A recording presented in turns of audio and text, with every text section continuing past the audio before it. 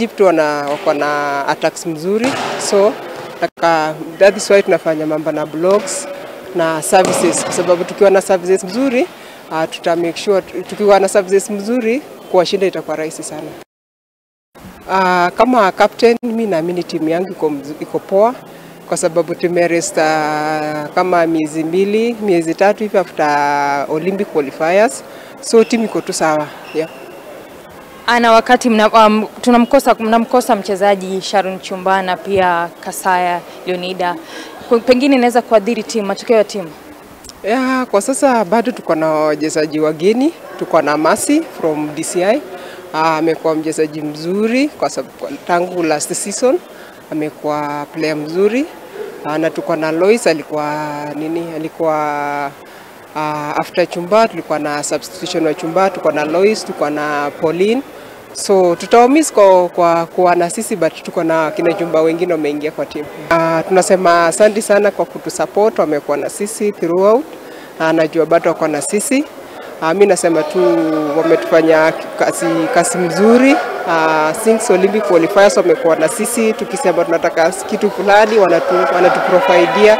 So tunashukuru sana na waendelee hivyo hivyo. Ile kitu tunaweza sema itakuwa kwa Chumba itakuwa ni pigo, lakini ile naweza jivunia ni kwamba Kenya tuko na wachezaji wengi na ndio hawa wageni ambao tunajaribu kungangana nao ile wafiti kwa hizo viatu zao. Tuko na right moja kwa DCI anaitwa Iminza Masi, na tuko na pia kutoka prison anaitwa Ito Pauline, na tuko na pipeline ambao ni Lois Miu. So hawa pia kuna wale wamekuwa kwa timu ya taifa na kuna wageni kwa hiyo position ambao tunangangana nao kama coaches, na ndio naona tunaweka bidii kabisa paka tupate mtu atasimama kwa hiyo position ya Chumba. Ya Kasaya hatuna majibu ya kusema because hatukupata ripoti yake yote, na pia naweza sema pia hiyo nafasi ya Kasaya kuna wale ambao wanaweza fit na kuweza kuinua timu ya taifa kule Misri. Ile shida tuko nayo pia nimekwambia kwa hawale ni ile muda ni mfupi, na pia kuna wachezaji wageni ambao wameingia kwa hizo positions ambao nataka tufanye bidii yani kwa uwezo wetu yote na ile bidii ya mchezaji mwenyewe ili tuweze kupata hizo nafasi ambayo wale hawako watafit. So hiyo ndio changamoto ya kwanza. Wote ni wageni na mpaka wafit kwa Malkia strikers. Hakuna shortcut. Na la pili ni muda imekuwa mfupi, watu wametoka Christmas, but yote by next week tutakuwa tuko sawa na timu iko ready kwenda Misri kuchuana na kuleta ushindi. Wiki ijayo unateua kikosi chako rasmi. Pengine una kizungumkuti chochote, na kwa sababu wachezaji ni wazuri, wasichana wanacheza vizuri, lakini lazima uchague kikosi rasmi. Tuko coaches karibu 5 hapa.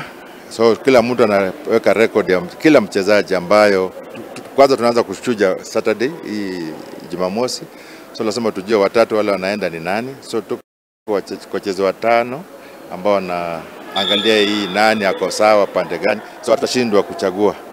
Okay, wachezaji ni 19 na mpaka tuende 14.